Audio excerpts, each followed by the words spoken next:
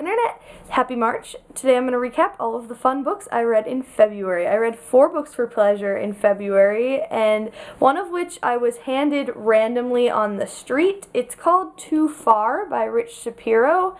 It's interesting and obviously self-published. It kind of felt like a drug trip. It followed this 6-year-old child exploring the woods and talking to random things that I thought were like figments of his imagination, and then randomly they were real and people could see them.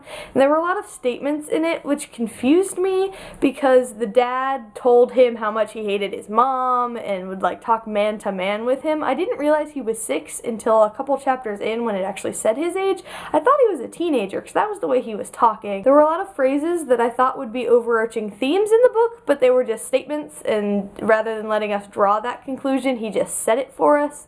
So I wasn't a big fan of the book. I don't know if you can find it in stores. I tried to find it online and couldn't find anything about it. After reading John Green's The Fault in Our Stars, I've thought a lot about how we see men in books. I know I personally fell in love with Augustus Walters. I know a lot of people who did also, and I wondered if he would be kind of a Mr. Darcy character, or someone who would become kind of a legend that we all know is kind of an awesome person. So I went back and read Pride and Prejudice by Jane Austen, who has the Mr. Darcy character, and I read Wuthering Heights by Emily Bronte, who has Heathcliff, and I wanted to compare them and see if they were people who I would think would be ideal characters. I'd read them in the past, but I was a lot younger then and saw them as ideal people, and like that was what I wanted in a man. But after going back, Mr. Darcy is still amazing and I still want one, but Heathcliff was very controlling and I just didn't like him. I don't really understand why people enjoy him as a character and enjoy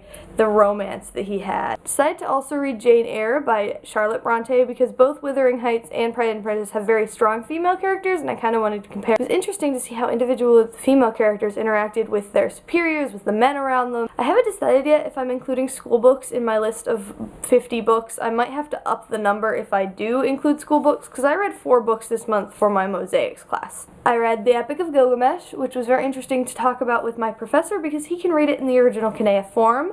Read an account, much abbreviated, of the destruction of the West Indies by Bartolomé de las Casas, which was very hard to get through. It was very repetitive and it seemed like the book could have been much shorter than it was.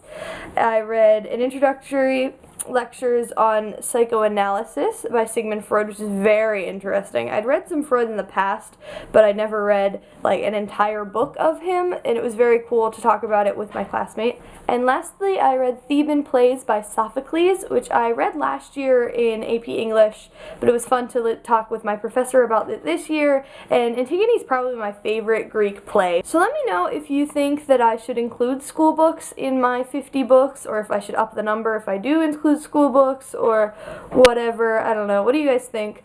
Thank you for watching. You're awesome. See you next time.